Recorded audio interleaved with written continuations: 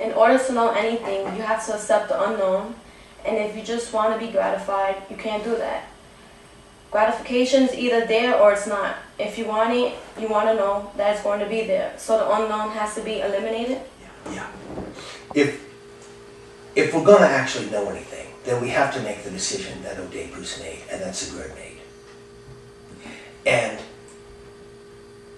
it's only by making that we can't know anything unless we make that decision. It's the only way we can. Yeah.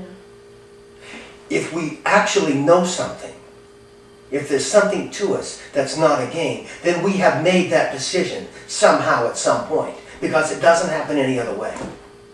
We can't know anything unless we make that decision. It's the only way we can. Yeah.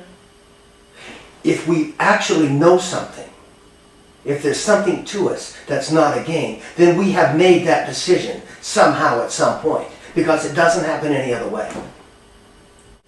And the acceptance of our lives, no matter how unsatisfactory they might be, and the acceptance of knowledge are the same decision? Yeah, the acceptance of our lives, be they unimpressive, painful, defeated, and short. That, at any rate, is how we might judge them. Okay. And that is how Sigurd might well have judged his, because after he made this decision, everything that happened to him was defeat and failure and pain. I see. But he knew this was going to happen, and it was going to happen anyway. And he accepted this. He accepted this. He said, I will not run away. I will have all of it for all of my life. And he swore to Brynhild that he would possess her. And she swore to him that she would possess him. And he gave her a ring. But it wasn't just any ring. And now he has her and she has him, and the ring has them both. What happens then? He rides on until he meets Brynhild in her human form, fully human form. Okay. They conceive a daughter who thankfully escapes the ring and passes out of our story. He rides on further, and he gets to the kingdom of Burgundy, and he stays with King Geki, his wife Brynhild, his daughter Gudrun, and his sons Gunnar, Hogni, and Guttorm. Brynhild is a sorceress, and she decides that a potent man like Sigurd would be a good addition to her family. Mm-hmm. And so she gives him poison to make him forget Brynhild, and he forgets Brynhild completely. Wow. Forgets he ever met her. He's got a little bit of Alzheimer's.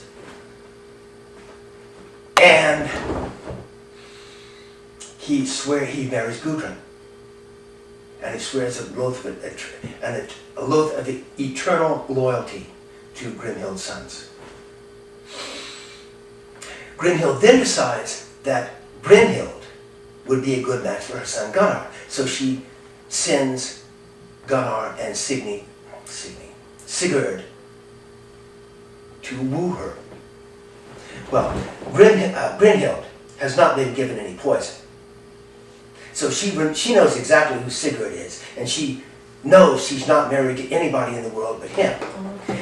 So she builds a wall of fire around herself, and she swears an oath that she will marry the man who rides through that wall of fire and no one else, because she knows, and she's right about this, mm-hmm.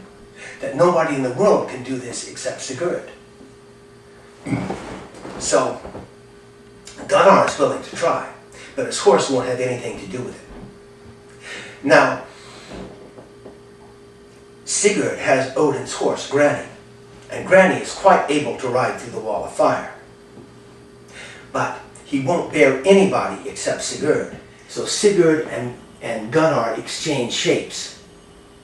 So now Sigurd looks like Gunnar.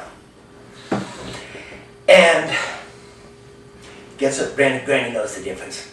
He doesn't rise through the wall of fire. And here is apparently this strange guy. And Brynhild does not know what to do with this. Nobody should be standing there except Sigurd. And there's this strange man standing there, but she's made a vow. And for Brynhild the Valkyrie to break a vow is not a possibility. That's not to be thought of. What did he do inside the firewall? They slept for 3 nights inside the firewall. Now, remember, Sigurd looks like Gunnar, so Brynhild has no idea who he is. Okay. Sigurd has he's still got the poison. He has no idea who Brynhild is. Remember, Brynhild's still wearing the ring. Okay? And they sleep together, but Sigurd puts Odin's sword unsheathed between the two of them. He says, well, he has to do this because of a vow he's taken at some point. But there they are. They don't know who the one doesn't. They don't know who they don't know who they are. And the ring is right there pulling on Gunnar, pulling on Sigurd just like it does on everyone. And while she sleeps, he steals the ring from her sleeping finger. And now they're all destroyed. They're all destroyed. The ring conquers everything. Granny's loyalty, Sigurd's courage have been turned against them. The sword of Odin, which should have defended their household against anything, has sundered it. They're all destroyed. It only remains for them to know it. Brynhild married Gunnar, as she had vowed to do. And she and Gunnar and Sigurd and Gudrun all lived together in King Geki's house. Now, one day, Brynhild and Gudrun are bathing in the river Rhine. Now, Brynhild is Gunnar's wife. Gunnar's the king now. So she is of higher rank than Gudrun is. And she moves farther out into the river to demonstrate that she's of higher rank. Okay. Now, Gudrun doesn't like this too much. And she says, hey, yo, what's up? You know? And Brynhild says, well, my husband Gunnar rode through the wall of fire, whereas your husband Sigurd was a dependent of the Danish king. Watch out.